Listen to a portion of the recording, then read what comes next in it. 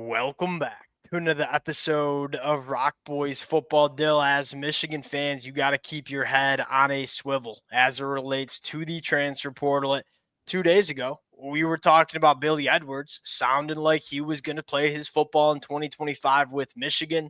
You wake up Monday morning, you drink your cup of coffee, and you start reading about Billy Edwards not even going to visit Michigan. It sounds like he's going to be playing his football with Wisconsin in 2025. And then as Michigan fans, you kind of have the conversation, right, what is this quarterback room going to look like in 2025? And it's obviously headlined by five-star quarterback Bryce Underwood, who I've been very vocal, I think will be ready to play as a true freshman in 2025. But it's going to be maybe thin and surely inexperienced quarterback room heading into 2025. Want to talk about a couple of different scenarios in terms of what this quarterback room could look like, and then talk about some transfer portal targets that are emerging for Michigan, including a very exciting former Alabama running back. Fired up to get into it. Before we do, and as always, I think most importantly for the Michigan fans, there are so many different ways you can view how you want this quarterback room to look. Would love to hear from y'all in the comment section. Shout out to the Michigan fans. It's been a blast talking this deal. Like, as Michigan fans, the amount of support y'all have shown the fellas has been amazing. We appreciate you guys. If y'all do enjoy the content, consider subscribing to the channel. Sounds like it's going to be a busy next couple of weeks still. I think you got to start this conversation with the pros and cons of not having a veteran quarterback presence in the room in 2025. Now, the cons are you're kind of relying on quarterbacks that have not played much football at the collegiate level to be your guys, Bryce Underwood, Jaden Davis. But there are also some pros. And I'm not necessarily getting on here and saying I don't want a veteran quarterback in the room. But one, like, it allows you to free up some resources to make sure you're surrounding a guy like Bryce Underwood with the tools that he can immediately be successful in the 2025 season with.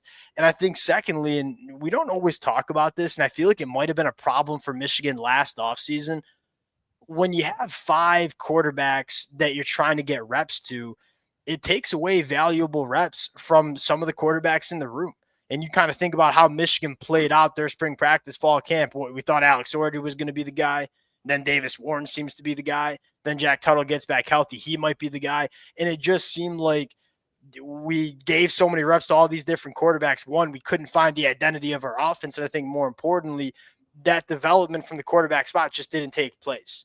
And so not having Billy Edwards, yes, that hurts because you don't have that veteran presence, but it might allow Bryce Underwood to get a lot more significant reps in spring practice and fall camp, which probably gets him a little bit more ready to go into 2025. I'll give you the tee box here. Would you rather have a veteran quarterback presence, or would you rather just rock and roll with some of the young studs that we have in this room? I mean, all else equal, you'd probably prefer a veteran guy to come in. The thing I look at, like, you're just not going to bring in a particularly great veteran quarterback. I think when you have a guy like Bryce Underwood, who kind of is the heir apparent to this program and has pretty much been given the keys, as he should be. I'm not saying he shouldn't be, because I think Michigan should kind of put the ball in his court, if you will. It's not easy to bring a guy like a Miller Moss or a Caden Salter into this program, because those guys want to play. And Billy Edwards, and even when he committed it, I was like a little surprised. I was like, what early he would want to come.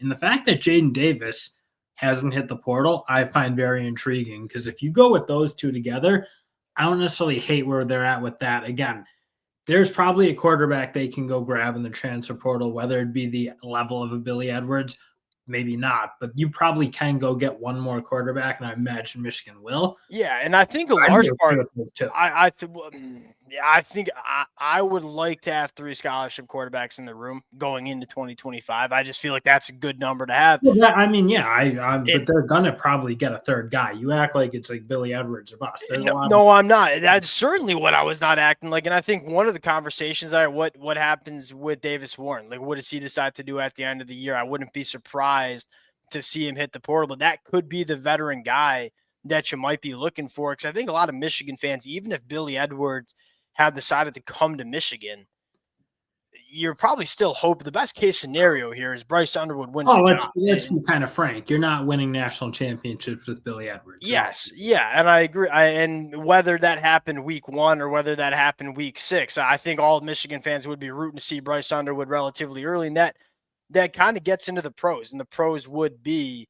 it allows you, if you were going to get Billy Edwards, we all know we've all at least heard the whispers and rumors about getting quarterbacks in the portal and it requiring a lot of resources. Frees up those resources to surround Bryce Underwood with all the tools that he needs to be successful in 2025. And I think that's a nice segue to get into the conversation of, all right, where is Michigan turning to? And I think the most exciting name for both of us, a guy that I loved when he was coming out of high school, former 5-star running back Justice Haynes. We always talk about, all right, what's the best way to support a young quarterback? The first conversation always goes to wide receivers, which I'm not necessarily arguing against, but one of the best ways you can get a young quarterback to settle in, give him a good running game. And you look at Michigan, this is not me getting up here and saying I don't have confidence in Jordan Marshall or Benjamin All, because I do, but not necessarily proven commodities in the collegiate landscape. And personally, I look at Justice Haynes, and although the numbers aren't going to jump off the page at you from Alabama, we all know what this kid was coming out of high school. And quite frankly, in the limited opportunities that he's gotten at Alabama, has been a damn good running back. To me, one of the ways you can surround Bryce Underwood with the adequate tools necessary to be successful is giving him a good running game. Justice Haynes at the running back spot would be a dang good place to start if you're Sherrone Moore. And you look at the way I think his style kind of fits what Michigan wants to do. Agreed. I think should have been more of an all down, like get 20 plus carries a game kind of guy. And it never felt like that was going to be the case at Alabama. And they didn't really use him in that manner. But I look at the size, I look at the physicality with which he runs with. Again, I do think he fits Michigan's offense. And I don't know that it does much to a guy like Jordan Marshall. I mean, Benjamin Hall maybe puts him in a tougher spot, if you will, agreed. in terms of him seeing his pathway to the field. But it doesn't really change much for Jordan Marshall. I still think he'd have a really good pathway because obviously Justice Haynes going into his third year in 2025, if he has a good year, a good couple of years, this is a kid I think could leave after you. I think that's how good he is if he does kind of maximize his traits. At least my take on it. And at the running back spot, it's not the same as the quarterback spot. You know what I mean? Like, you can work in a lot of running backs. It's harder to build depth at the quarterback position because only one guy is touching the football at the quarterback spot. And so, and at the end of the day, yes, you don't want to over recruit your guys at the high school ranks, but you also want to continue to look for ways to make your roster better. And for me, like, I'm just a massive believer in Justice Haynes. He's one of those running backs to me that checks all the boxes. Like, he's got some real burst for a 210-pound running back when he gets to the second level, can give you that home run capability like Don Edwards did. But what did Donovan Edwards kind of struggle with is kind of running behind his pads and picking up some of those nitty-gritty yards that Blake Corum did so well, that Kalel Mullings did so well. To me, Justice Haynes can give you that Kalel Mullings, Blake Corum, like, I'm going to be a hard-nosed runner when I need to, but also when he gets to the second level and it's him and a safety, make a miss and go hit a 50-yard touchdown, he can give that to you too. And it's hard to find running backs that give you the best of both worlds. To me, Justice Haynes can. Dill, let's talk about another portal target that we both spent some time watching yesterday night. Brady Norton from Cal Poly. I like him more than you, so I'll start, I guess, just looking at his numbers. And this was just kind of a PFF graze here. Dill, 444 pass pro opportunities, 0 sacks, 3 quarterback hurries, incredible numbers for a redshirt freshman starting at tackle. Now, when you watch some of the film against him, against the Power 4 competition against Stanford, granted, against a guy in David Bailey, who's a damn good pass rusher there at Stanford, you saw, I would say, some problems with the physicality, but he's a really good athlete. And you can tell he has tackle athleticism. What makes me feel good about Brady Norton is that he's only going into year 3. He's still a young guy that is probably still developing some of that grown man strength to play at the Power 4 level. I like him more than you, but I'll let you kind of talk about Brady Norton as well. And we've seen it. Like, I even think about a guy like Bernie Ryman from Central Michigan a couple years ago when we we're talking like some draft stuff. Like, I mean, you see tackles. Like, it's really hard to teach the athleticism he has. No, again, like, does that translate with the development in terms of his play strength? As you said it, I mean, in that Stanford game, and it wasn't just David Bailey, you could tell there was a different level of physicality. At least Agreed. I thought I could tell, Agreed. like, Agreed. okay, this guy looks a lot of place from a strength standpoint. Again, you get him into Michigan, he's a younger guy. If you give him another year or two to develop into that guy, like, again, he has the one thing you can't really teach, and that is the athleticism, because he definitely has that. To me, it's like I'd believe in Sherrone Moore if he thinks he can get him rolling like that. I mean, again, like, did I look at that Stanford film and be like, ooh, this guy can come play day one at Michigan? Definitely not. But if Sherrone Moore and that strength staff think they can get him to that 310, 315, 320 kind of range and play strong, like, yeah, he does have the one thing. You said it best, in my opinion. That is Sherrone Moore, going back to his time as the offensive line coach, who's primarily kind of responsible for bringing in transfer portal offensive linemen. You don't really miss like Miles Hinton, Josh Breed. Even go back to like Drake Nugent, Olu, Darius Henderson. Like I don't has Michigan brought in an offensive lineman through the portal that has not hit in a big way for Michigan? Probably not. I was talking. I mean, you can kind of argue how Not to of a what guy ex- who played. I mean, you look like the Drake Nugents, the Olus, like those Miles. yeah, Obviously, those guys did play really good and ball. you can argue like the extent of what they, but you can't really argue that Michigan's evaluation of offensive linemen in the transfer portal has been significantly better than what you see some other Power Four programs do in the transfer portal. So I'm kind of with you. At the end of the day, I like him a little bit more than you, probably because I like the athleticism. I'll just ride Sherrone Moore. You know, like if Sherrone Moore likes him, I like him too, baby. Um, Two guys I want to talk about to kind of close this out. We talk about having a young secondary, losing some pieces, and it's kind of contingent on Rod Moore coming back or not.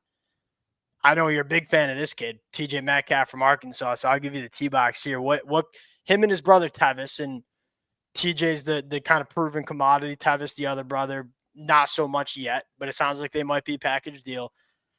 TJ Metcalf, what can he bring to this Michigan secondary? I mean, I think I love the way that Arkansas team played defense, especially in the secondary when they were on. I felt like that was a good unit. A bunch of guys who tackle really well, which is probably the first thing I look Yeah, at as agreed. what fits for that Michigan secondary. But again, just a really good, solid all around safety, gets his hands on the football. Like, to me, he's a really proven high level guy. And again, that's one thing Michigan, like last year, they didn't have a chance to always do that in the secondary with some of the portal guys they added. And some of them obviously worked out. Amir Hall did a really, really good job Yeah. clearly for Michigan. But Michigan didn't always have the chance to go get power four proven guys. TJ Metcalf to me is like that ideal kind of transfer portal fit where there doesn't need to be a ton of development. I don't really get why he's so lowly ranked in terms of transfer portal grades. I think he's a really good player.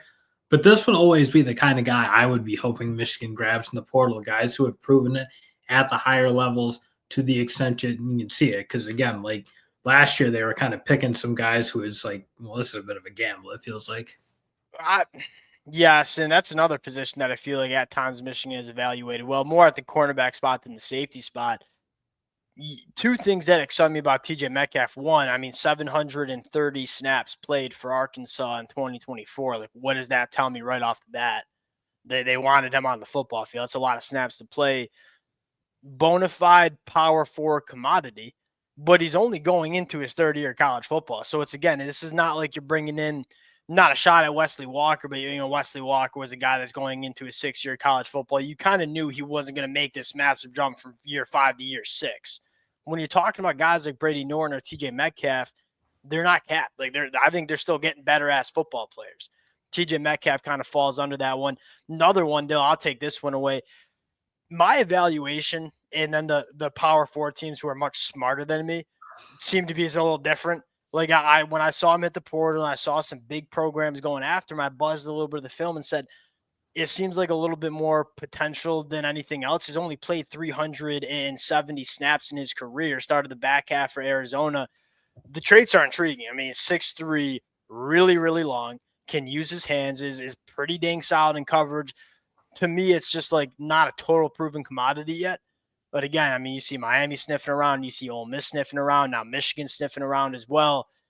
At the end of the day, maybe I'm just missing something with this kid, and maybe he's a damn good football player. And injecting some more experience and just as many bodies as you can stack in that cornerback room, where you saw last year Michigan got their depth depleted a little bit. We have to throw Zeke Berry out to the boundary. You can never have enough good football players.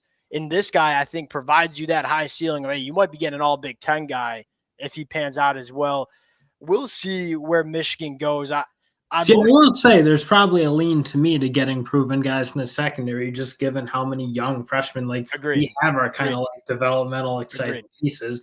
You're bringing in that with the freshman class this year. To me, I'd probably lean mostly towards proven guys. Like, oh, I know this guy's going to come. Give me a Josh Wallace. Give me a Amir Hall. Like the guys that we know are going to be like pretty damn solid versus a guy that might be a little bit more boom or bust. I do agree with that. One thing that shouldn't be understated is player retention too. You know, like it's fun to talk about the new players coming in, but if you can get Rod Moore back, if you can get TJ Guy and Derek Moore back, which Michigan sounds like they're trending in the right direction with a couple of these guys who have decisions to make, to me that matters too. And then you look at Michigan and the players we're losing in the portal, it's not like, have you seen a guy, and with all due respect to the guys who decided to leave the program, you're not looking at those players saying, the only one that's like on the fringe is Andrew Gentry. He was the only one. Yes, agreed. Maybe Tyler Morris. Even that, Evan Link did kind of lock that spot down. I think he played a really good game towards the end of the year. And then you look like, again, the young tackles coming up through the program. I can kind of see why Gentry would maybe think there's some greener. Yeah, that gives me optimism about a guy like Andrew Sprague or Blake Frazier. And I feel like we forget about those guys. I think those 2024 class offensive linemen are going to be pushing pretty hard for starting spots in 2025 as well. I'm most intrigued in terms of what Michigan does at the quarterback room. There's pros and cons, and we'll kind of see how it pans out. I think it's a much better problem to have than we had last year. We just didn't have any quarterbacks. Like, we know we got a guy that we're very comfortable with, and then it's how do we just best situate him for success. We'll close it out there. Appreciate you guys rocking with it. If y'all do enjoy the content, consider subscribing to the channel. We'll talk to y'all later.